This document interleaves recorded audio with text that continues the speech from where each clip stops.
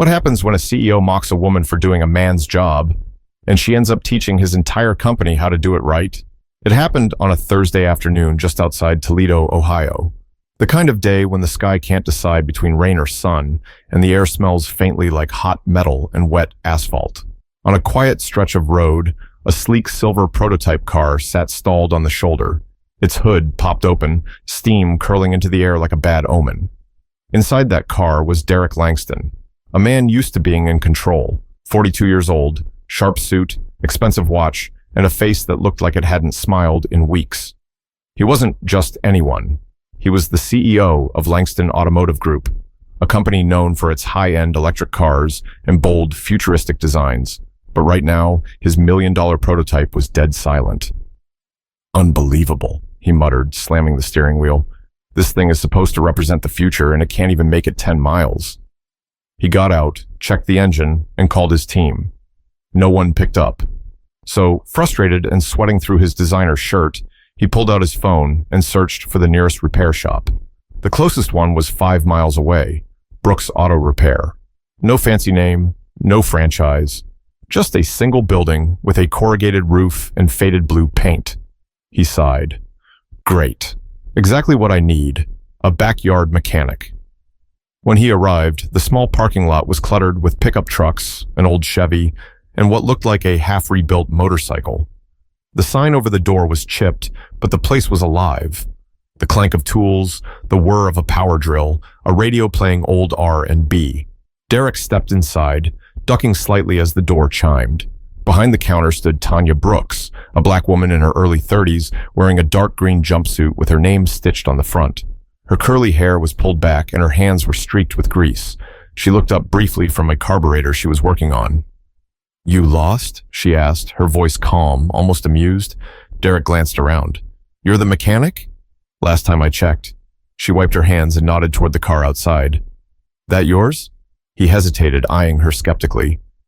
"Yeah, it's complicated. This isn't your average car, it's a prototype. Top of the line. I need someone who knows what they're doing." Tanya's lips curved slightly. "Lucky for you, I do." He chuckled, a little condescendingly. "You sure about that?" She didn't flinch.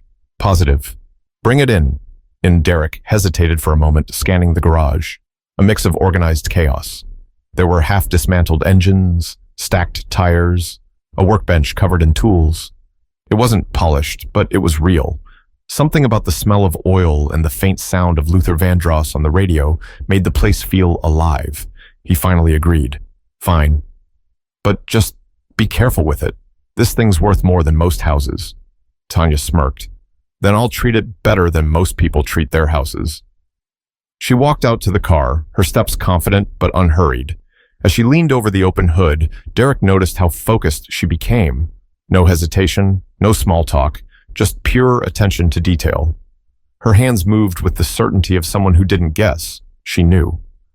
"So," she said after a minute, "what exactly happened?" "It shut down mid-drive. System failure. The dashboard lit up like a Christmas tree." She tapped the side of the car. "That's not mechanical. That's electronic. Maybe a calibration issue." He frowned. "That's impossible. My engineers miss things sometimes," she interrupted smoothly. "Happens to the best." He didn't like that. Derrick was used to people listening when he talked, not cutting him off. But there was something about her tone, calm but confident, that made him pause.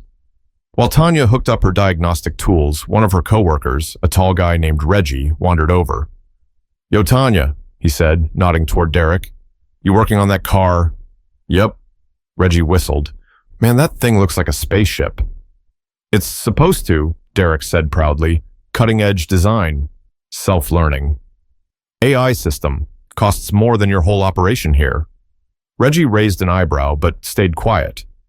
Tanya shot Derrick a glance that could slice through steel. "I don't care what it costs. If it's broken, it's broken." There was a brief silence before Derrick laughed. Short, sharp, a little arrogant. "All right, Ms. Brooks. Tell you what, if you can fix this thing, I'll marry you." Reggie's eyes widened, and the two younger mechanics nearby burst out laughing. Tanya didn't even blink.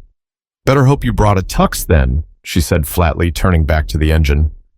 The laughter died down quick. Derrick looked slightly taken aback. He wasn't expecting her to fire back like that. You've got some confidence, she shrugged. Confidence gets engines running. Ego just makes noise. He wanted to respond, something witty, something to reassert control. But for once, the words didn't come. As Tanya continued inspecting the car, she noticed a faint ticking sound coming from the converter system. Subtle, but not normal. She crouched lower, eyes narrowing. The CEO hovered nearby, arms crossed, impatient. You're gonna stand there the whole time? She asked without looking up. I just want to make sure that I don't mess up. Yeah, I figured. The corner of Derrick's mouth twitched. You always this blunt? Only when someone underestimates me before I've even picked up a wrench. He went quiet. For the first time, he didn't feel like the one with the upper hand. Minutes stretched into an hour. Tanya moved methodically, scanning data on her tablet, tracing wires, jotting notes on a grease-stained pad. Derrick watched her, a mix of curiosity and annoyance swirling in his chest. He'd met dozens of engineers in tailored suits, but none of them worked with this kind of focus. Outside, the sun began to dip, and the shop's fluorescent lights flickered on. Reggie leaned against the doorframe, whispering to a coworker, "You think she's actually gonna fix it?" The other guy grinned. "Man, this is Tanya. She can fix a lawnmower," with a paperclip Derrick overheard and rolled his eyes, but deep down, he was starting to wonder if maybe, just maybe, he'd misjudged her. But the truth was, Tanya wasn't just fixing an engine. She was about to teach a man who had everything what humility really looked like. Derrick Langston leaned against the wall, arms folded tight, his jaw set like concrete. He wasn't used to waiting, and certainly not in a small-town garage with oil-stained floors and country radio playing in the background. Every so often, Tanya Brooks glanced up from the car, then back down, calm, methodical. She wasn't trying to impress anyone. She was just doing her job. But for Derrick, every passing minute felt like a test of patience. "You know," he finally said, "back at Langston Automotive, we have whole teams of engineers for this sort of thing. Software guys, hardware specialists, prototype consultants. You think you can find something they missed?" Tanya didn't even look at him. Wouldn't be the first time. Her tone was even, but her confidence stung a little. Derrick wasn't used to that, especially from someone outside his corporate circle. He shifted uncomfortably, his pride starting to itch. He cleared his throat. "This car runs on a dual-core AI calibration system. It's way beyond basic mechanics." "Then it shouldn't be broken," she replied without missing a beat. Reggie let out a low laugh from across the shop. "She got you there, boss man." Derrick glared at him, but Reggie just grinned and went back to sorting parts. Tanya's hands were steady, moving across the wiring with precision. She disconnected a few components, checked readings, then plugged them back in. After a few moments, she asked, "You said it shut down mid-drive?" "Yeah," he said. "I was on Route 24, maybe 10 miles out. Everything just stopped. No warning. Any error codes?" "5, Derrick replied, rubbing the bridge of his nose. "All different. My engineer said it was probably a voltage issue." Tanya frowned. "Voltage doesn't trigger 5 different errors. That's a software loop or a feedback problem," Derrick squinted. "How would you even know that?" She looked up, locking eyes with him. "Because I've seen this kind of failure before. Just not in $1 million car." Her words hung in the air. The shop went quiet except for the faint rattle of a wrench on the workbench. Derrick didn't know how to respond. She continued, "You see, I used to work at an auto plant in Detroit. Assembly line diagnostics. Spent 7 years running error tests for vehicles before they hit production. Then one day, they let a batch go through with a faulty algorithm in the calibration system. I caught it. Management ignored me." "What happened?" Derrick asked, curiosity softening his tone. "They recalled over 2,000 cars 6 months later, cost them millions." She straightened, wiping her hands. "I got laid off before that. Guess I made too much noise." He blinked. For the first time, Derrick didn't see just a mechanic. He saw someone who'd been through the system, someone who'd fought to prove herself and got burned for it. But he wasn't ready to admit that out loud. Not yet. "So, what are you doing here in a small garage?" he asked, almost skeptically. Tanya shrugged. Fixing what other people overlook. That answer stuck with him more than he cared to admit. A few minutes later, the sound of a truck pulling up broke the silence. An older man stepped out, Frank Dorsey, one of the local farmers who came by often for maintenance. He waved as he entered. "Hey, Tanya, you got a minute?" "Not right now, Frank," she called out. "Got a CEO breathing down my neck." Frank chuckled, looking over at Derrick. "A CEO, huh? What's a suit like you doing in our little shop?" "Apparently waiting to be impressed," Derrick muttered. Tanya smirked, but kept her eyes on the car. "Careful, you might be." Frank laughed, slapped the counter, and left, mumbling something about city folks learning lessons. Derrick sighed, glancing around the shop. He noticed a photo pinned to the wall. A younger Tanya, maybe in her early 20s, standing next to an old Camaro. Her smile was genuine, her eyes proud. Beneath it, a quote written in marker. "You don't earn respect by talking about what you can do. You earn it by doing it." He read it twice. Something about it made him uneasy, like it was directed straight at him. Finally, he broke the silence again. "You really think you can fix this thing?" Tanya stood up, wiping her hands with a rag. "No," she said simply. "I know I can." That confidence, that quiet certainty, rubbed him the wrong way, but also intrigued him. It wasn't arrogance. It was truth. He laughed sarcastically, trying to shake off his discomfort. "You've got guts, I'll give you that." She turned, crossing her arms. "You think it's guts because you've never had to work twice as hard to be taken seriously." Derrick blinked, caught off guard by how direct she was. "Excuse me?" "You heard me. Guys like you walk into a room and people assume you're competent. I walk into one and they assume I'm lucky to be there. So yeah, I've got guts. Because I have to." Reggie whistled under his breath. "She's not wrong." Derrick exhaled slowly, looking away. The truth stung, but he couldn't argue it. "You really don't hold back, do you?" "Nope," Tanya said. Holding back never fixed an engine. The next half hour passed in tense silence. She typed a few commands into her tablet, her brow furrowed. Then she looked up and said, "There's something wrong with your AI feedback module. Whoever programmed it left a redundancy loop. It keeps sending error codes until the system shuts itself down." Derrick frowned. "That's not possible. My chief engineer is one of the best in the country." "Maybe so," she replied, "but your best missed something your mechanic found in 30 minutes. Reggie snickered. Derrick glared. Tanya didn't even smile. He rubbed his temples. "Fine. If you're right, prove it. I plan to." She grabbed her laptop, connected it to the diagnostic port, and began typing quickly. The sound of keys clicking filled the space. The lights on the car's console blinked erratically, then settled. Tanya exhaled, focused but calm. Derrick stepped closer, watching her hands move, precise, deliberate. She wasn't guessing. She knew exactly what she was doing. Finally, he said, "You really think you can outsmart my engineers?" Tanya looked up. "I don't need to outsmart them. I just need to see what they missed."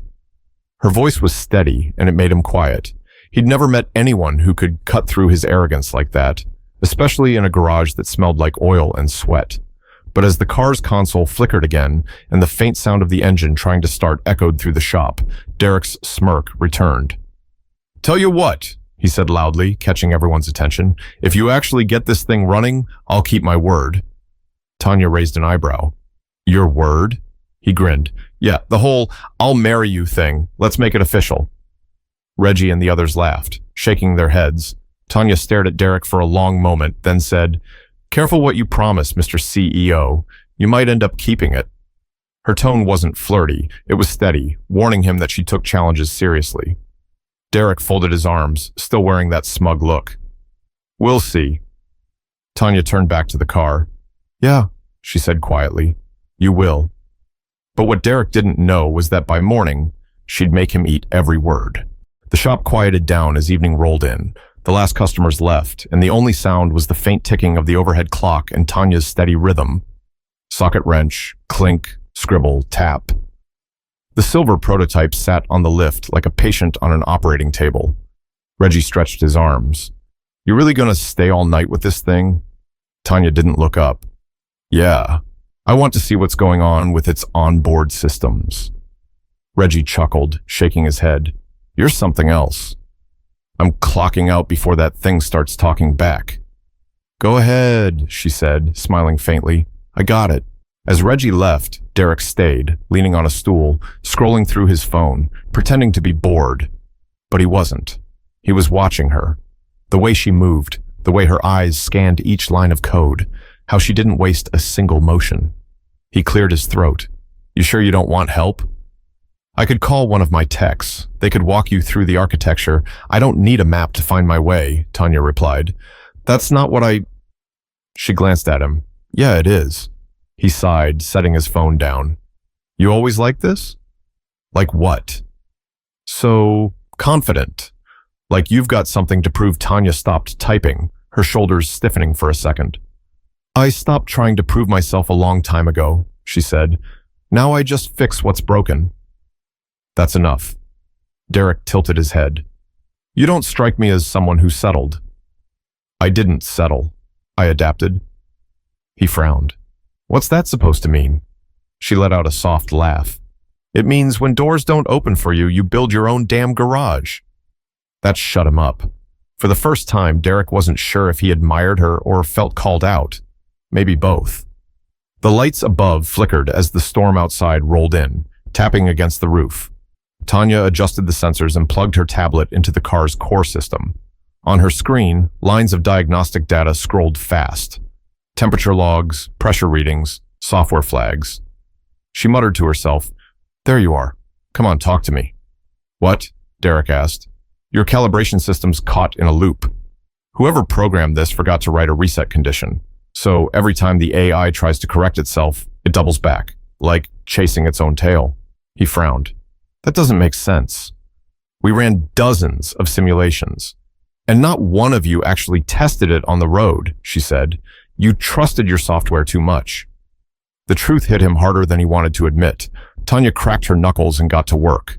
Her laptop screen reflected in her eyes as she typed fast, rewriting lines of code, disabling sensors, reconfiguring input parameters.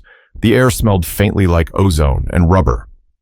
Derrick found himself leaning closer without realizing it. You always this focused? He asked quietly. Tanya didn't answer right away. My dad used to say, if you're not paying attention, the car will tell on you. Your dad was a mechanic too? She smiled softly. Yeah, he ran a little shop out in Flint. Used to fix cars after his factory shifts. He taught me how to pull an alternator before I learned multiplication. That explains a lot, Derrick said. You got it in your blood. Guess so. He passed away a few years ago, though, heart attack. I took over what was left of his tools and kept going. Haven't stopped since. He nodded slowly, watching her hands move again. Something about that story settled in his chest like a weight. He'd be proud. Tanya gave a small smile but didn't look up. He'd probably tell me I'm charging too little.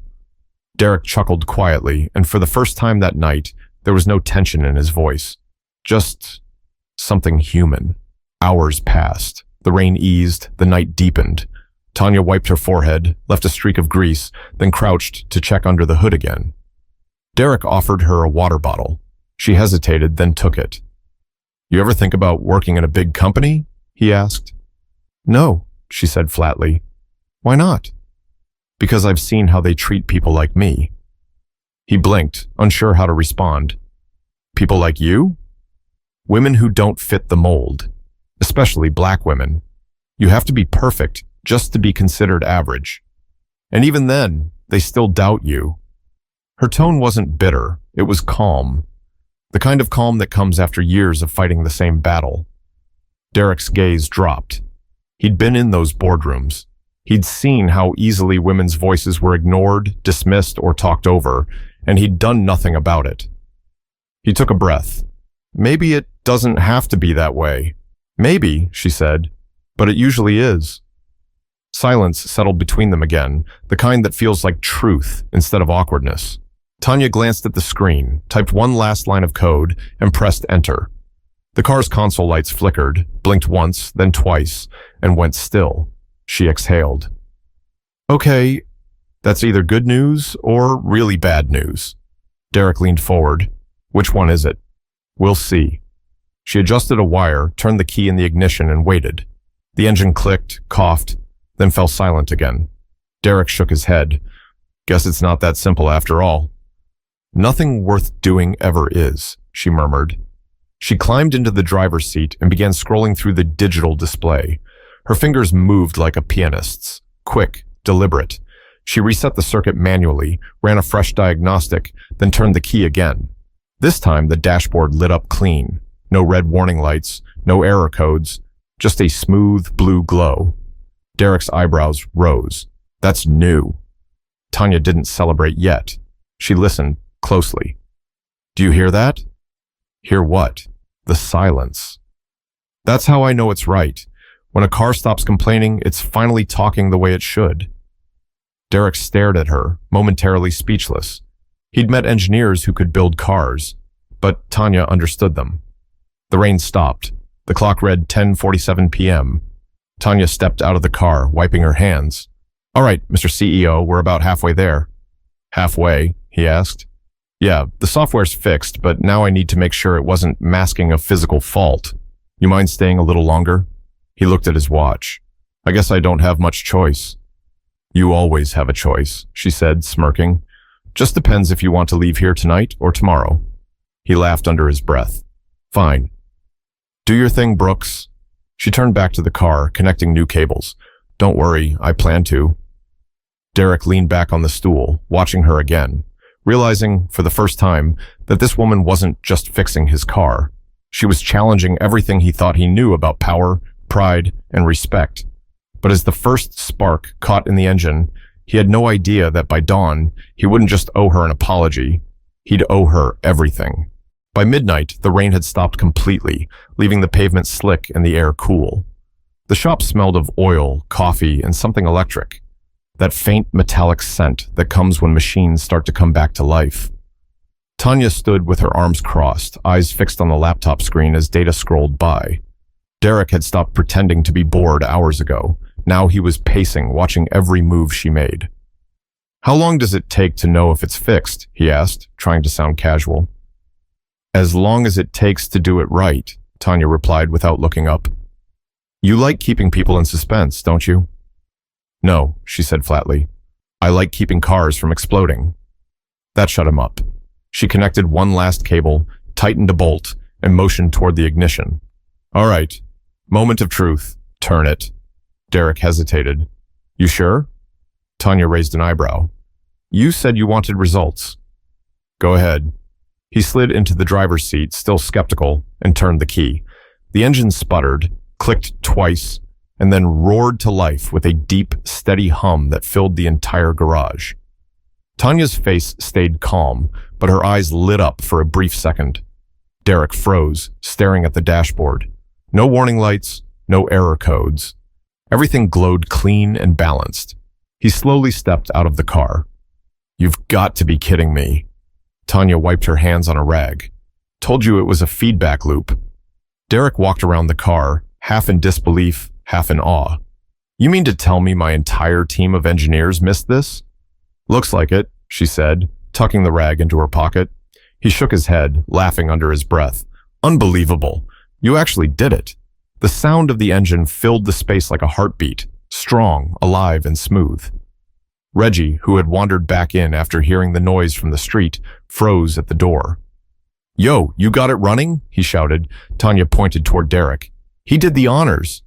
Reggie's mouth fell open. No way. That thing was dead.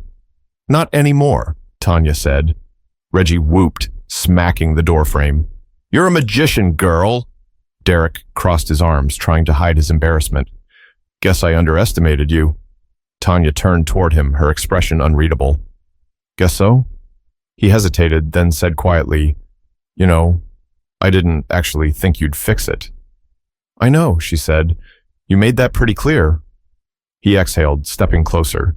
You didn't have to prove anything. She met his eyes. Wasn't proving anything to you.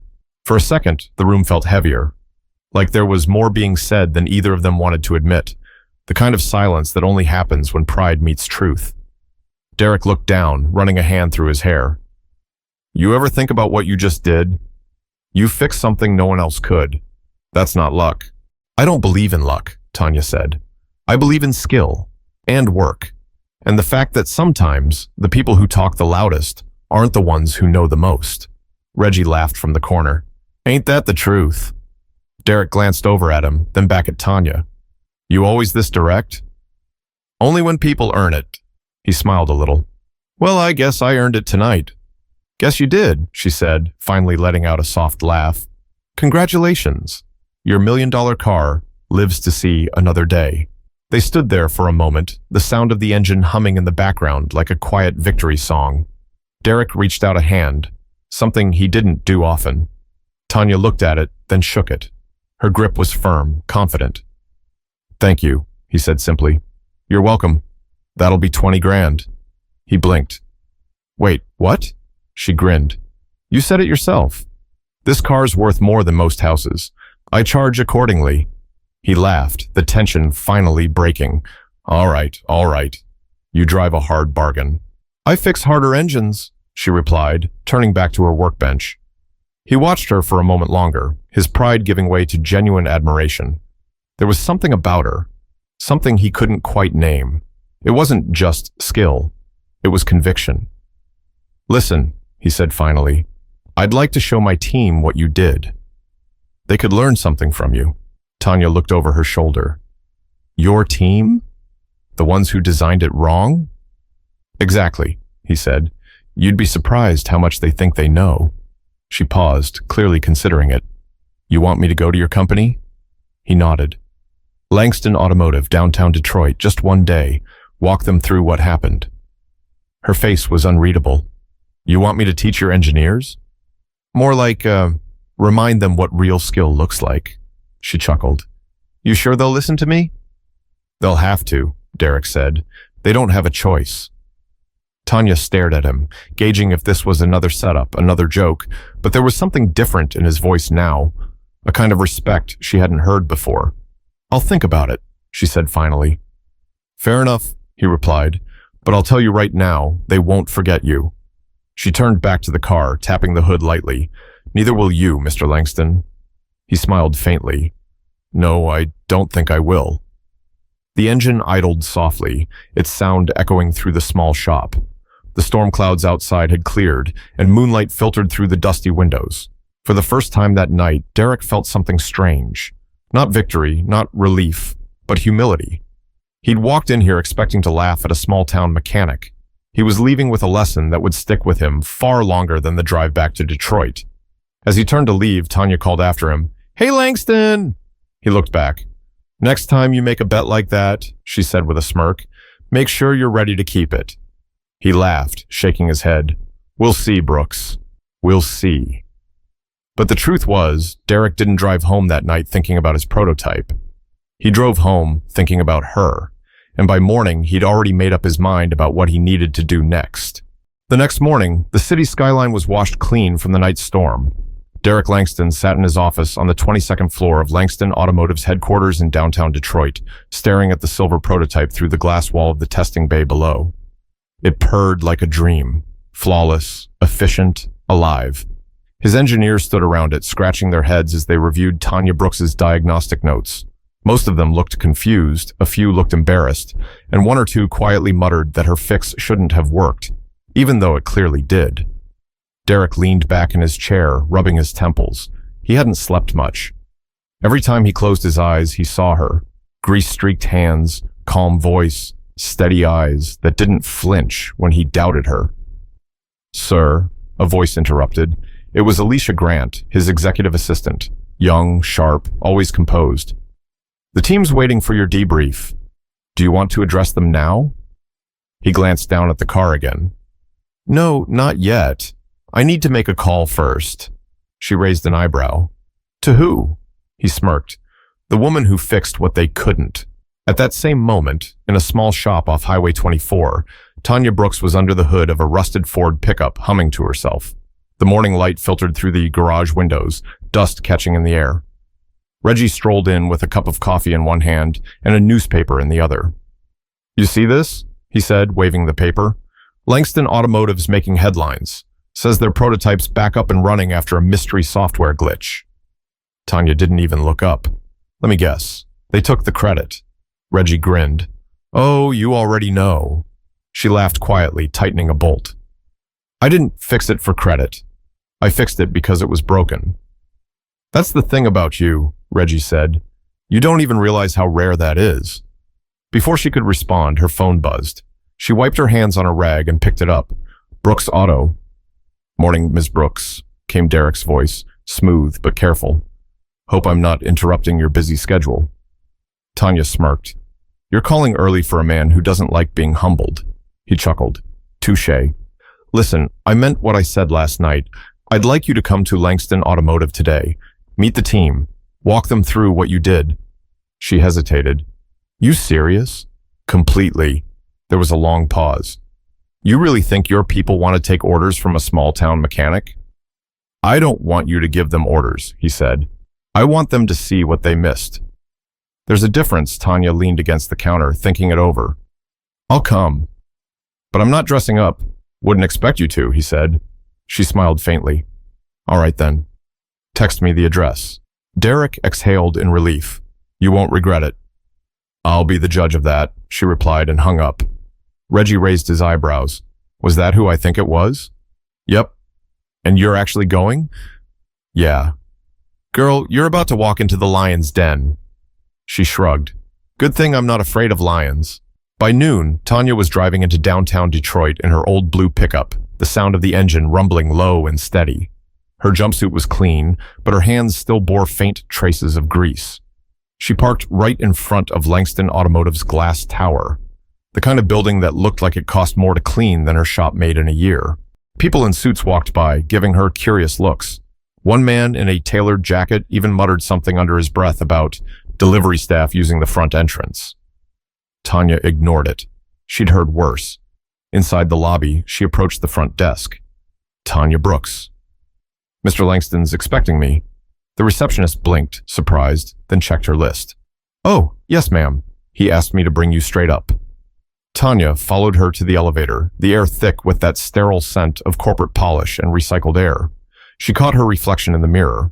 Simple jumpsuit, worn boots, hair tied back. She looked exactly like herself, and that made her smile. When the elevator doors opened, Derrick was waiting. He looked different today, less polished, more thoughtful. Tanya, he said warmly, glad you made it. Couldn't resist the chance to watch some engineers squirm, she said. He laughed. They're already squirming. As they walked through the glass corridor, Tanya looked around, white walls, steel desks, sleek prototypes under bright lights. Everything was clean, perfect, and quiet. Too quiet. You ever get tired of how sterile this place feels? She asked. Derrick looked around. It's efficient. It's cold, she countered. Machines don't like cold. They like warmth, motion, life. He smiled slightly. You talk about engines like they're people. They are, in a way, she said. You take care of them, they take care of you. When they entered the lab, the chatter stopped. A dozen engineers looked up from their stations, confusion spreading across their faces. One of them, a tall man with wireframe glasses, frowned. Mr. Langston, he said, is this our guest? Yes, Derrick said. This is Tanya Brooks, the mechanic who fixed the prototype. The room fell silent. You could practically hear the skepticism. Another engineer, a younger woman with a clipboard, forced a polite smile. No offense, ma'am, but you must have had some help, right? Tanya just grinned. No offense taken. But no, I did it myself. Derrick folded his arms. She found a software redundancy loop none of you caught. The older engineer frowned. That's impossible. Tanya stepped forward. So was the car starting last night? But it did. A few of them exchanged looks. One muttered under his breath, probably luck. Tanya caught it and smiled coolly. Funny thing about luck, it looks a lot like skill when you don't understand it. Even Derrick had to suppress a grin. She's here to show you what you missed. So take notes. The engineers reluctantly gathered around as Tanya pulled up the system diagnostics on the large screen. Her fingers danced across the keyboard, her voice steady as she explained the issue. Clear, concise, and impossible to argue with. One by one, their expressions changed from skeptical to stunned. When she finished, Derrick clapped lightly. Any questions? No one spoke. Tanya turned to the group. Here's something you should remember. Experience doesn't always come from a degree. Sometimes it comes from years of dirty hands and stubborn engines that refuse to quit. The room stayed quiet, but Derrick saw something shift. A glimmer of respect. As Tanya unplugged the system, she looked at him and said, "Well, that was fun." He smiled. "You sure know how to command a room." She shrugged. "I don't command, I just tell the truth." But what Tanya didn't know was that her visit wasn't just about a demonstration. Derrick had a far bigger plan waiting for her. And by the time the day ended, her life would never look the same again. The conference room at Langston Automotive was a glass box with a perfect view of downtown Detroit. The city stretched endlessly below, gray towers, flashing billboards, and the steady crawl of traffic. Inside, though, you could cut the air with a wrench. Tanya Brooks sat at one end of a long, polished table, her jumpsuit creased but clean, a cup of untouched coffee sitting in front of her. On the opposite side sat Derrick Langston and 5 of his senior engineers, all in tailored suits, all watching her like she'd walked into the wrong room. Derrick stood at the head of the table, calm but alert. "All right, everyone. You've all seen the data from the prototype. Tanya here found and fixed a critical feedback loop that caused the system shut down." The lead engineer, Calvin Brandt, a man in his 50s with graying hair and a habit of tapping his pen, leaned forward. "With all due respect, Mr. Langston, there's no way a single person caught that. Our systems passed every layer of testing." Tanya crossed her arms. "Then explain why it broke down." Calvin frowned. "There could have been an environmental anomaly." "There wasn't," she interrupted. "I checked. The software was chasing its own correction data. I ran a manual recalibration and removed the recursive loop." Calvin gave a short laugh. "That's not possible. You'd need access to our developer console, which is encrypted." Tanya's eyes flicked to Derrick. "You mean that console?" Derrick hid a smile. "She used the prototype's direct port. Didn't need your encryption." The room went quiet. Calvin's jaw tightened. "That's highly irregular." "So is your coding," Tanya shot back. A few of the younger engineers coughed, trying to hide their laughter. Derrick held up a hand. "All right, let's stay focused. Tanya's here because I asked her to be. We're not here to defend mistakes. We're here to learn from them." Calvin sat back, clearly irritated. "Learn from a mechanic?" That word, mechanic, hung heavy in the room. Tanya leaned forward, her tone calm but sharp. "You say that like it's an insult." He blinked. "It's not." "It is," she said. "But that's okay. You build cars on screens. I build them with my hands. You work from blueprints. I work from what's broken. We're not the same, but we both get results." The silence that followed wasn't polite. It was stunned. Derrick couldn't help himself. He smiled. Tanya wasn't just standing her ground. She was winning. After a pause, he said, "Calvin, pull up the engine's live data feed." Calvin sighed, typing reluctantly on his laptop. The screen on the wall filled with numbers, pressure charts, and feedback graphs. Tanya stood, walked around the table, and pointed to a cluster of fluctuating readings. "Right there. You see that oscillation?" Calvin squinted. "It's within tolerance." "For now," Tanya said, "but that's the same kind of inconsistency that caused the loop in the first place. You've got crosstalk between your voltage regulator and the AI's correction feedback." He frowned. "That's not possible." "It is, if your signal's bouncing between unshielded conductors," she said. "You designed the system to talk too much. It's overcorrecting because it doesn't trust its own sensors." The entire table went quiet again. Tanya looked up. "You built a machine that doesn't believe itself." That line hit everyone at once. Even Derrick felt it in his chest. For a long moment, nobody said a word. Then Calvin finally muttered, "You know, that's actually a valid point." Derrick smirked. "You think?" Tanya stepped back. "You want that car to run like it's supposed to? You need to stop making it second-guess itself. Machines are like people. If you don't give them room to work, they break down under pressure." The young woman with the clipboard from earlier, Hannah Lee, spoke up softly. "That's a really good way to put it." "Thanks," Tanya said. "I try to make things simple." Derrick crossed his arms, pride showing just a little. Simple doesn't mean small, folks. It means it works. One of the engineers raised a tentative hand. Ms. Brooks, could you walk us through the manual reset you did? I'd like to replicate it. Tanya smiled. Sure, but don't blink. I move fast. The room eased up as she took over the big screen, showing her steps, her logic, her process. She wasn't flashy about it. She didn't brag. She just knew. By the time she was done, even Calvin looked impressed, though he tried not to show it. When the session ended, Derrick turned to the group. Let's give Tanya a round of applause. She just saved us about 6 months of debugging. There was a beat, then polite, and then genuine applause filled the room. Tanya exhaled quietly, offering a small smile. Appreciate it. As the engineers filed out, Derrick lingered by the window watching her. You handled that like a pro. She gave a modest shrug. I handle engines. People are trickier. He chuckled. You did more than handle them. You made them listen. She smirked. Yeah, well, they weren't the first group of guys to think I didn't belong. He nodded slowly. I know that feeling. Different reasons, maybe, but I get it. Tanya looked at him curiously. You? Mr. Corporate? Yeah, he said. When I started this company, people thought I was too young, too bold, too stubborn. They laughed at me in meetings, so I stopped talking and started showing results. Tanya smiled faintly. Guess we've both had something to prove. Maybe, he said, but I think you're done proving. Now you teach. She tilted her head. Teach?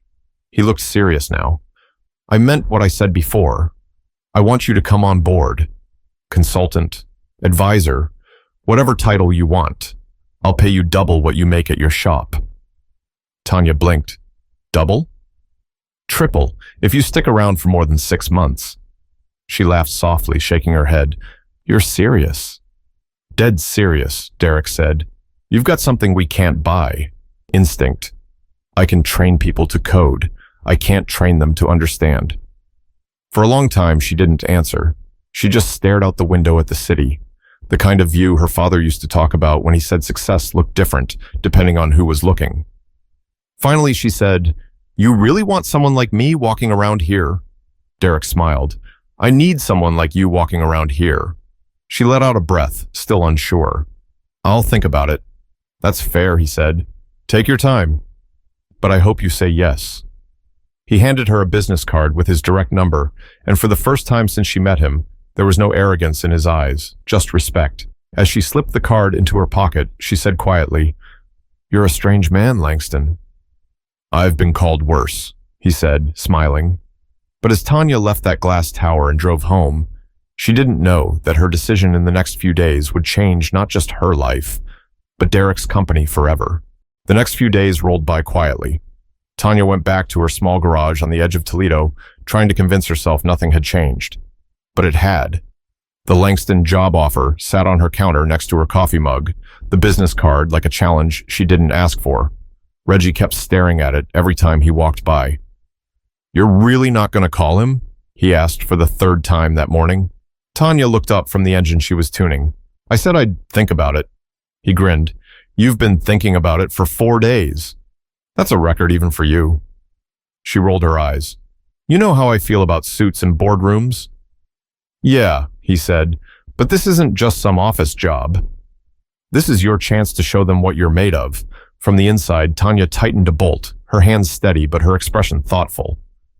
I don't need a fancy job to prove anything, Reggie. I'm not saying you do, he said, but maybe this isn't about proving. Maybe it's about changing things. She froze at that. Changing things? Yeah, he said. You walk into that place as yourself, a black woman in a jumpsuit who knows more about engines than their whole tech team combined. You change the picture of what qualified looks like. Tanya didn't answer. She didn't need to. The thought stuck with her the rest of the day. That evening, her phone buzzed. It was a message from Derrick. Hope the week's treating you well. No pressure, sir, but if you want to stop by the factory tomorrow, I'll be there personally. You might like what we're working on. She read it twice, then sighed. That man doesn't give up, she muttered. Reggie leaned on the doorframe. So?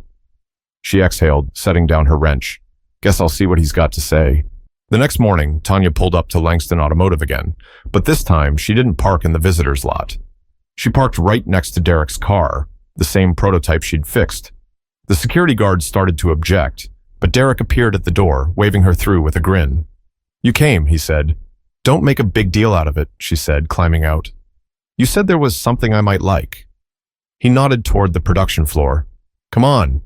They walked side by side through rows of machinery and half-assembled vehicles. The space was louder today, full of motion and chatter. Workers looked up as they passed, some recognizing Tanya from the stories that had been floating around the plant all week. Derrick stopped in front of a workstation where two engineers were installing a new AI module. "This is the next prototype, the one that's going to replace the model you fixed." Tanya leaned closer. "Looks sleek.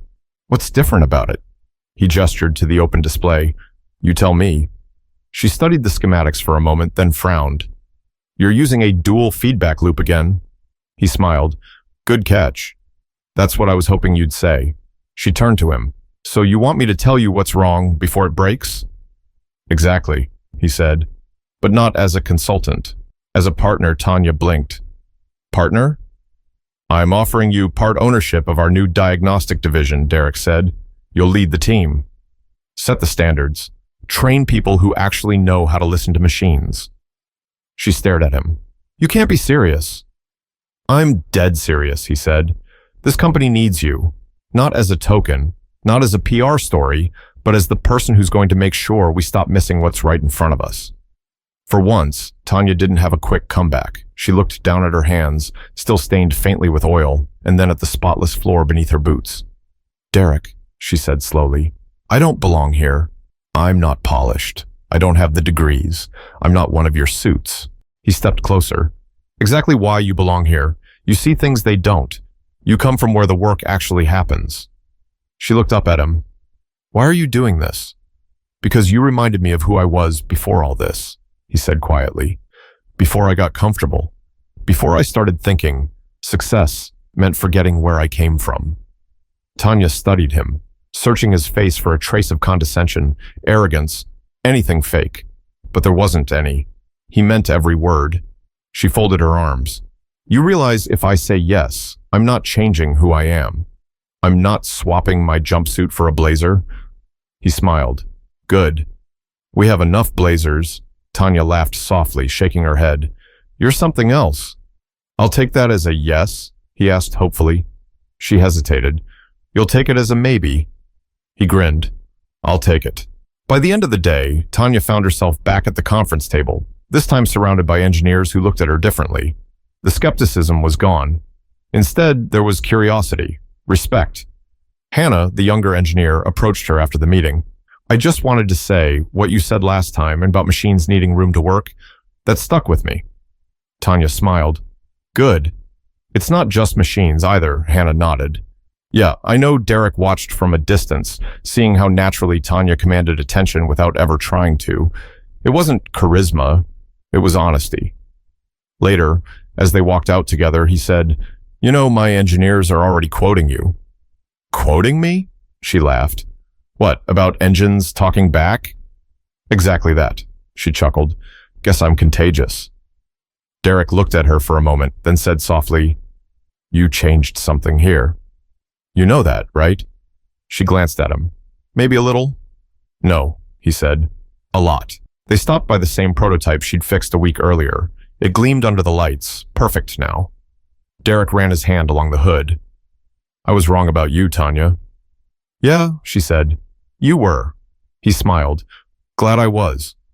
For a brief moment, the noise of the factory faded. There was only the two of them, a man who'd learned humility and a woman who'd earned every ounce of it. "You still remember what you said that night?" she asked suddenly. Derrick frowned. "What part?" "The part about marrying me if I fixed your car." He laughed, a little embarrassed. "You're not going to let me live that down, are you?" "Not a chance," she said with a grin. They shared a quiet laugh, the kind that sits halfway between humor and history. Two people who'd started as opposites and ended up teaching each other something real. But Tanya's story wasn't finished, because what began as a joke in a greasy garage was about to become something that would inspire thousands of people who'd been told they weren't good enough. A month later, the sign outside the Langston Automotive Research Building had changed. Under the company's name, in clean new lettering, were 3 words that hadn't been there before: Diagnostic Innovation Division. Inside, Tanya Brooks stood in front of a small crowd: engineers, mechanics, and interns. Some wore suits, others overalls. Derrick stood at the back, quietly smiling. Tanya adjusted the mic. When I started out, I didn't think I'd ever see a room like this, where people who build cars and people who fix them could stand in the same space, learning from each other. She paused, scanning the faces. For a long time, folks like me, folks with dirty hands, were told we didn't belong in rooms like this. We were told we weren't qualified. But the truth is, experience doesn't always come with a degree. Sometimes it comes from failure and stubbornness and a whole lot of grease under your nails. A few people chuckled softly. Even Calvin, the once skeptical engineer, cracked a smile. Tanya continued, "When I fixed that prototype a while back, I didn't do it to prove anything. I did it because something was broken. And fixing broken things is what I do. But that moment made me realize something bigger. It's not about proving you belong. It's about showing up and doing the work, even when no one believes you can." The room went silent. Her voice was calm, steady, the same tone she'd used when she faced Derrick that first day. "Every one of us," she said, "has something we're good at. But too often, we hide it because someone told us we weren't supposed to be there. I learned that you can't wait for permission to be great. You just have to get to work." Derrick clapped first, then the rest followed.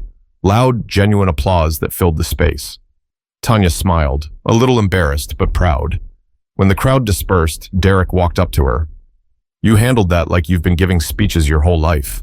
Guess I picked up a few things watching you talk," she said. He laughed. "Then I'm honored." She crossed her arms. "So what's next, Mr. Langston?" He shrugged. "You tell me, Miss Brooks. You're running the division now." "Still feels strange hearing that," she admitted. "You earned it." She glanced out the window, watching a group of new hires walking into the workshop. Men and women of every background, chatting and laughing. "Feels like we started something different here." "That was the point," Derrick said. "You showed me that building cars isn't just about technology. It's about people. About trust. About who gets the chance to be heard." Tanya smiled. "Not bad for a CEO who once thought he knew everything." He chuckled.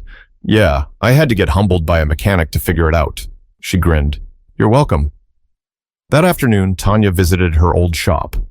Reggie was wiping down a counter when she walked in. "Look at you," he said, grinning. "All corporate and important now." "Don't start," she said, laughing. "I still got grease on my hands." "Yeah, but now the grease comes with stock options." She threw a rag at him. "Stop it." Reggie caught it midair. "So, how's it feel, running your own division?" Tanya leaned against the workbench, thinking. "Honestly, it feels right. Not because of the title, but because now there's someone in those rooms who remembers what it's like to be out here." Reggie nodded. "You changed more than just a company, T. You changed the way people see you." She smiled softly. "I didn't set out to change anyone. I just refused to let them define me." They stood there in the quiet of the garage, the same smell of oil and metal, the same flickering light above the workbench. The world had changed around her, but this place still felt like home. Before she left, Tanya looked around the shop one last time. "You know," she said, "when Derrick first walked in here, I thought he was just another suit with an ego." Reggie grinned. "And now?" "Now he's still got an ego," she said, laughing, "but at least he listens." A few weeks later, Langston Automotive made headlines again. Not for a recall, not for a prototype failure, but for something different. CEO partners with local mechanic to lead innovation division focused on hands-on engineering. The photo showed Derrick and Tanya standing side by side in the factory, both smiling, both proud. Underneath the article, a quote from Tanya read, "Don't let where you start decide where you end up. Respect is earned in what you do, not what you wear." It spread fast. People across the country shared it. Young women who'd been told they didn't belong in technical fields wrote her messages.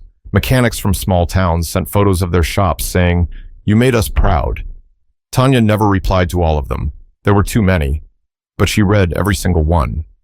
And sometimes, late at night, she'd walk through the Langston factory floor, the hum of machines steady around her, and think about her father, about the nights she spent fixing cars by lamplight. She whispered once, quietly to herself, "We did it, Dad." The next morning, Derrick found her standing by the new prototype, the one they'd designed together. It was perfect, sleek, efficient, alive. He stood beside her. "You ready for the test drive?" Tanya smirked. "You sure you want to make another bet?" He grinned. "Not unless I'm ready to lose again." She laughed, climbing into the driver's seat. "Good answer." The doors closed and the engine came to life, smooth and powerful, just like before. As they rolled out of the factory, Derrick looked over at her. "You ever think how crazy this all started?" Tanya smiled. "Yeah, one man's bad joke turned out to be the best thing that ever happened to both of us." He nodded. "Yeah, it did." They drove into the morning light, the road stretching open ahead. Two people who started from opposite worlds but met in the middle, proving that respect doesn't care about background, money, or titles. It cares about truth. This story reminds us that talent can come from anywhere, and that real change happens when we stop underestimating people who don't fit our expectations. Whether you're in a garage or a glass tower, what matters isn't what you wear, it's what you bring to the table. So the next time someone doubts you, let your work speak louder than their words, because when you do, even the ones who laughed will end up listening.